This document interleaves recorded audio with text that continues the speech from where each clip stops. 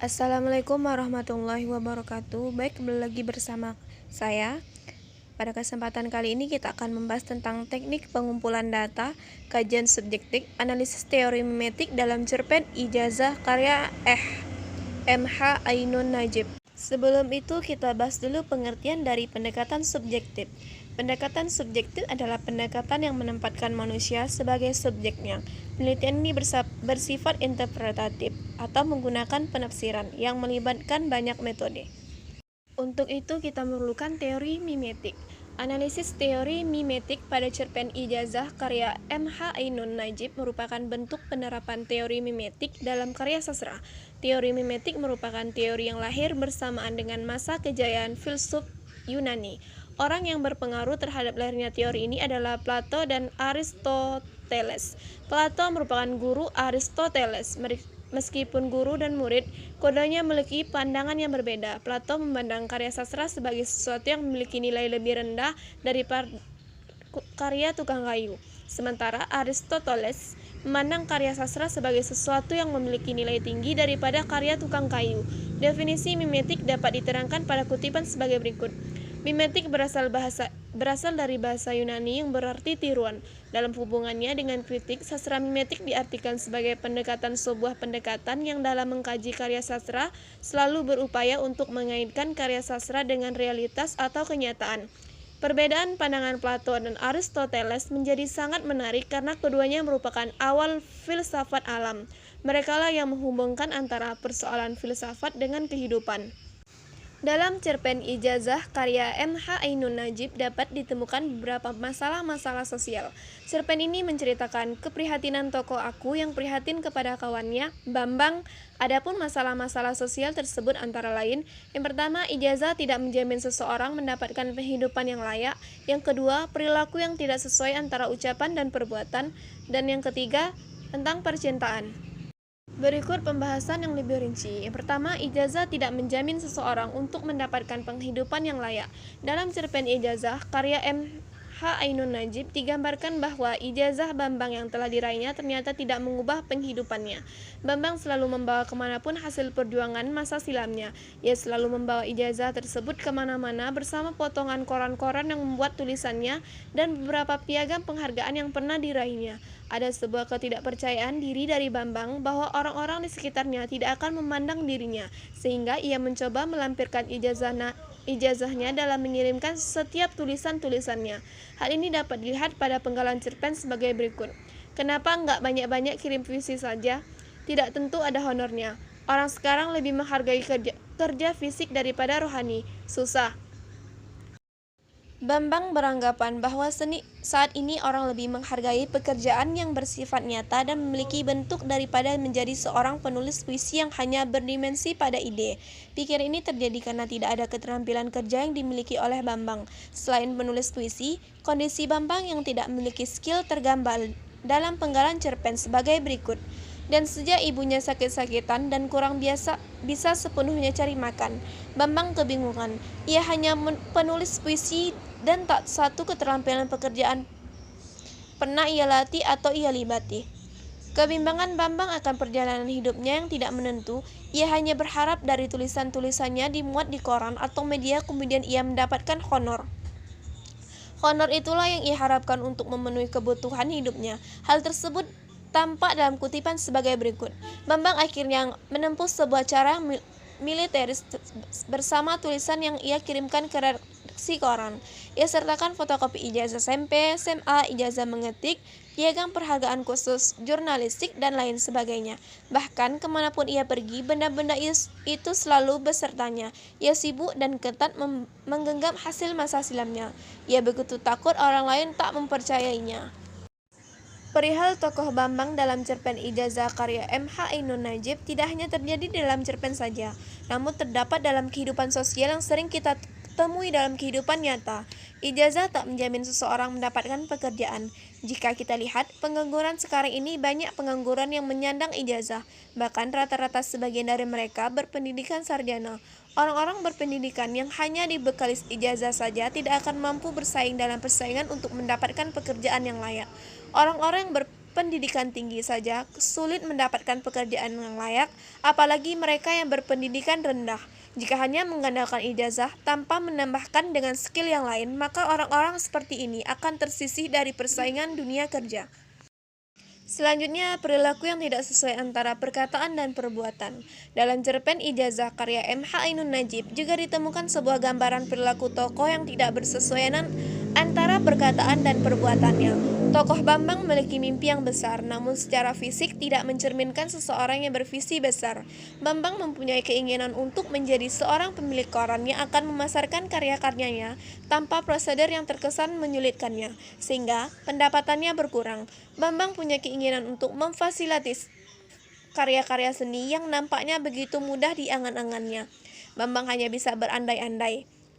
Pengandalan keinginan Bambang yang besar ini digambarkan dalam kutipan sebagai berikut. Kemana-mana tiap hari ia melontarkan keinginan untuk buat koran sendiri, khusus untuk memberi sarana pemasaran bagi karya-karya seni, dengan nada seolah-olah ia akan membeli kacang goreng. Selebihnya, tidak mustahil kepalanya penuh terisi oleh ide-ide besar, keinginan melangit, tetapi yang mampu dilihatnya dan yang digarapnya sebagai kenyataan makin lama makin jauh dari mimpinya. Bambang luput memperhatikan agar kaosnya tidak menang balapan melawan bajunya, tetapi ia bermimpi menggarap sebuah benua sekaligus. Ada dua hal kontra dari uraian penggalan cerpen di atas. Tokoh Bambang setiap hari selalu menggumbar mimpinya, namun Bambang luput memperhatikan dirinya, khususnya yang berkenaan dengan penampilannya. Penampilan Bambang ini pun tergambar dari penggalan cerpen sebagai berikut. Pakaian dan caranya memakai sungguh tak mengenal tata cara dan keserasian. Kaos merah menyala nongol di bawah lehernya. Di atasnya berlapis dua baju yang dalam kain tebal yang luar nilon tapi juga tebal. Warna baju yang dipilihnya juga menunjukkan cita rasa primitifnya. Kemudian sabuk melingkar di pangkal celana kombornya. Baju-baju dan kaos ia masukkan ke celana, tapi bagian yang sebelah kanan kancing terjuntai keluar, lebih dari sekadar tidak rapi. Dan kaos kakinya yang berwarna kuning menyala itu seharusnya ia lingkari dengan karet gelang agar lengket di kakinya. Kemudian tali sepatunya itu semestinya ia fungsikan, dan rambutnya yang lurus dan jarang, basah kuyup dan minyak rambut atau besar kemungkinan minyak lentik, sementara banjir itu melebar juga ke keningnya, telinga dan kerah baju kaosnya. Benar-benar pemandangan yang membuat aku takjub dan pilu. Ia bukan berpakaian seenaknya, inisialnya. Ia justru nampak berusaha necis. Dialog aku dan Bambang berkaitan dengan tulisan-tulisan Bambang yang tidak sesuai dengan kondisi realitas yang dialaminya. Bahkan, tokoh aku tidak sependapat dengan pemikiran-pemikiran Bambang yang begitu muluk-muluk, namun dalam keseharian tidak pernah memiliki harapan dan semangat untuk memperjuangkan kehidupan lebih baik. Ia hanya terkesan bermalas-malasan, berharap dari puisi-puisi dan tulisan-tulisannya. Tulisan-tulisan Bambang yang terlalu liar dan idealis ini juga mengundang ketakutan pada lembaga atau media untuk mempublikasikannya. Kesan ketakutan ini dapat dilihat dari penggalan cerpen yaitu, tetapi kalau harus memuat tulisan-tulisan Bambang, artikel umpamanya koran pasti juga ketakutan membaca pikiran-pikiran Bambang yang bagaikan melukis dengan kanvas langit. Tulisan Bambang pun tak mencirikan keadaan sebenarnya pada diri Bambang. Bambang tidak pernah mau memperbaiki dirinya untuk berusaha memaksimalkan potensi-potensi yang dimilikinya, malah sekedar mengkritis orang lain, sementara Bambang tidak pernah mengkritis dirinya sendiri. Bambang lebih menyukai pikiran-pikiran yang liar dan berusaha memberikan kritik kepada pemerintah Indonesia, bahkan dunia, agar sejalan dengan pikirannya. Hal ini sesuai dengan kutipan sebagai berikut. Kertas-kertas apa itu, Bang? Sengaja aku mengulurkan lamunannya. Oh, itu tergagap. Ini naskah tulisan-tulisan, ini koran-koran dan majalah yang ada tulisanku. Ia membolak-balik tumpukan itu, namun ada juga piagam, ijazah dan surat penghargaan. Perasaanku getir. Tulisan apa, Bang? Ia menyodorkan kertas ASEAN menuju integrasi kultural. Dicari Krishnamurti Indonesia. Bagaimana melibatkan seluruh rakyat Indonesia ke dalam kesadaran berkesenian? Aku tambah getir dan sedih. Urus dulu itu kaos kaki dan sepatu. Bagaimana mengurusnya secara benar? Aku tambah getir dan sedih. Dan baru bermimpi tentang kebudayaan ASEAN. Bereskan dulu hal-hal teknis yang kecil dan baik. Tapi sejak dulu tak pernah mulutku sampai mengucapkan saran begitu kepadanya. Aku hanya sedih dan termanggu-manggu. Perilaku Bambang di dalam cerita ijazah karya M.H. Ainun Najib yang terjadi dalam kehidupan nyata untuk menggambarkan kesesuaian dengan dunia nyata. Permasalahan Bambang ini berkenaan dengan integritas dan kredibilitas seseorang. Seseorang akan lebih dihargai oleh orang lain jika apa yang dikatakan sesuai dengan yang dilakukannya. Dalam kehidupan nyata, kondisi Bambang juga banyak dialami oleh orang lain. Jika kita mengamati sekeliling kita, maka banyak orang yang mengeluh, mengapa kehidupan tidak berpihak kepadanya, mengapa dunia tidak adil, mengapa orang-orang kaya itu hanya memikirkan nasib mereka sendiri.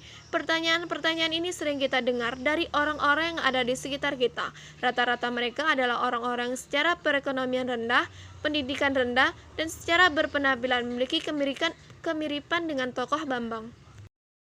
Banyak orang yang hanya menyalahkan nasib dan mengurus urusan orang lain tanpa pernah mau mengubah kehidupannya. Sesungguhnya Allah tidak akan mengubah nasib suatu kaum kecuali kaum itu sendiri yang mengubah apa-apa yang ada pada diri mereka.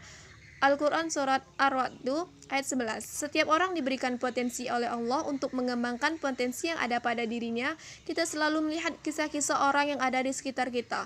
Orang-orang yang memiliki mimpi besar namun tidak melakukan apa-apa. Ia berharap segala kesuksesan serba instan. Penampilan begitu penting untuk mendukung kesuksesan seseorang dalam bidang apapun. Pertama kali, seseorang akan dilihat dari penampilannya. Orang akan nyaman berbicara atau berhadapan dengan lawan bicara yang berpenampilan menarik. Penampilan menarik juga akan memberikan kesempatan kepada seseorang untuk mendapatkan kesempatan yang lebih baik. Survei menemukan bahwa sekitar 98% responden merasa penampilan sangat berdampak pada karir para pekerja, sementara hanya 2%-nya saja yang menolak anggapan ini.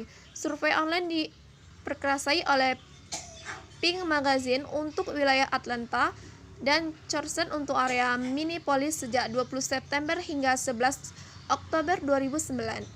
Mereka melibatkan sekitar 137 perempuan profesional yang menjabati posisi sebagai chef executive, senior manager, dan pemilik bisnis. Selanjutnya, percintaan. Sebagai seseorang pemuda, Bambang pun pernah merasakan cinta. Bambang juga sudah berusaha untuk mendekati wanita. Bagi Bambang, persoalan wanita adalah urusan yang besar dan tidak gampang. Ia sejak lama menantikan seseorang yang dapat mencintainya sepenuh hati, namun Bambang tidak mengetahui bagaimana menarik lawan jenisnya. Ketidaktahuan Bambang ini tergambar dalam penggalan cerpen berikut ini. Dulu aku selalu ingin mendekati anak putri, katanya lagi, tapi tidak tahu bagaimana caranya. Petualangan Bambang mengenai cinta tidak pernah membuat tulisan-tulisan yang menggebu-gebu. Ketidaktahuan Bambang untuk mendekati seorang pujaan hatinya membuatnya tidak memperhatikan apa yang sebenarnya diharapkan oleh seorang perempuan dan laki-laki yang dicintainya. Bambang hanya berkeyakinan ketika dia suka, maka dia hanya cukup mengatakannya dengan mengobarkan semangat dalam dirinya untuk mengumpulkan keberanian untuk mengatakan perasaan yang bergemuruh di dalam hatinya. Bambang lupa bahwa penampilan juga mendukung terciptanya kondisi yang menyenangkan. Bambang luput memperhatikan ini. Pengalaman yang kurang dari Bambang dalam urusan cinta membuat Bambang tidak memperhatikan hal-hal detail dari penampilannya, gaya mendekati pujaan hatinya, kata-katanya, sikapnya, dan lain-lain. Pribadi Bambang ini tercermin dari kutipan sebawah ini. Bagaimana caranya mencari anak putri? Aduh, ini memang jelas merupakan tambahan soal yang besar baginya. Sebab pertama-tama yang harus dipelajari oleh laki-laki macam Bambang kalau mau mendekati cewek ialah bagaimana belajar cara memakai kaos kaki. Setelah itu pakai baju yang agak pantas, lantas keterampilan sikap dan kata-kata. Beberapa tahun yang lewat, Bambang kabarnya pernah jatuh cinta pada Nining, kawan penulis juga. Urusan cinta bagi Bambang adalah urusan yang sulit. Penampilan Bambang harusnya yang lebih menarik perhatian. Namun ia pun tidak tahu cara berpenampilan yang menarik perhatian dari pujaan hatinya. Penampilan tentunya akan membuat risih pujaan hatinya. Bambang membuat janji untuk bertemu pujaan hatinya. Nining di rumahnya jam 5 sore, namun persiapan sudah dilakukan sejak jam 3 sore. Ketakutan ternyata masih menyelimuti Bambang. Ia masih belum percaya diri. Kondisi Bambang bisa dilihat dari kutipan sebagai berikut. Ia janji sama perempuan ini akan datang jam 5 sore. Jam 3 Bambang sudah start. Di tengah jalan ia berhenti, masuk toko, beli semir sepatu dan minyak rambut. Kemudian di bawah pohon beringin, Jalan Sultan Agung, ia berhenti untuk menyemir sepatunya dan menyimaki rambutnya. Untuk menunggu jam 5, ia memilih tempat yang tenang, ialah kuburan. Berdebar-debar akhirnya ia mengetuk rumah Nining. Keluar pembantunya. Mbak Nining mengantar ibunya ke Malioboro, katanya. Bambang tidak bisa menerima alasan bahwa Nining tidak ada di rumah karena mengantar ibunya ke Malioboro. Bambang menganggap bahwa Nining tidak menyukainya. Bambang pun patah hati karena kesalahan yang dibuatnya sendiri karena tidak pernah memperhatikan penampilan dirinya. Rasa kecewa Bambang yang tergambar dari penggalan cerpen berikut ini. Maka Bambang langsung patah hati. Baginya sukar sekali meyakini bahwa Nining benar-benar belanja menemani ibunya. Di otaknya ada kenyataan, Nining sengaja menghindariku dengan alasan itu. Kemudian berbulan-bulan ia menikmati kepatahan ini. Bambang yang tidak mendapatkan cintanya dan harus patah hati berbulan-bulan masih menginginkan hadirnya seorang putri dalam kehidupannya. Namun, Bambang tidaklah berubah. Bahkan bisa dikatakan ekstrem karena Bambang menyamakan wanita seperti kiriman puisi-puisinya. Ia untuk meyakinkan putri yang dikenalkan oleh pamannya, Bambang mengirimkan puisi kepada pujaan hatinya dengan melampirkan ijazah dan piagam-piagam penghargaannya. Tapi paman saya di desa Gombang sana sudah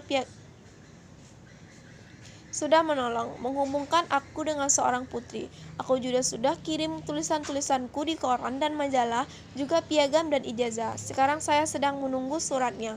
Lika-liku percintaan seperti yang dialami Bambang dalam cerpen Ijazah karya M.H. Ainun Najib yang terjadi di lingkungan sekitar kita.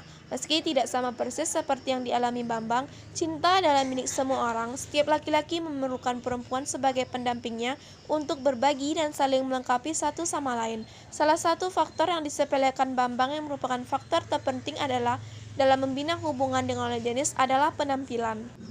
Banyak orang berkata, just be yourself. Jika Anda ingin mendekati wanita, penampilan Anda tidaklah penting dalam hal romantisme. Ada sebuah anggapan hati Anda adalah yang terpenting. Jadi, meskipun Anda berpenampilan tidak menarik wanita, tetapi bisa dilihat isi hati Anda sehingga punya orang tampil apa adanya. Tidak perlu bersusah payah mengurusi penampilan. Namun penampilan begitu penting bagi wanita. Hal ini senada dengan pendapat Christmas the Legend mengatakan bahwa penampilan bukanlah segalanya, tapi segalanya berawal dari penampilan. Kegagalan menemukan cinta sejatinya bisa jadi karena ketidaktahuan seseorang akan cara bagaimana meluluhkan hati pasangannya untuk terpesona. Selain penampilan, seseorang harus mempersiapkan sikap yang baik sesuai kriteria calon pasangan kita. Waktu yang tepat juga menunjang keberhasilan seseorang dalam memulai sebuah hubungan. Ada sebuah pepatah yang sering kita dengar bahwa ketika orang bercinta, maka seolah-olah dunia miliknya berdua dengan pasangannya, tidak peduli dengan kehadiran orang-orang yang di sekelilingnya. Baik, hanya itu yang dapat saya sampaikan. Sampai jumpa di video berikutnya. Terima kasih. Wassalamualaikum warahmatullahi wabarakatuh.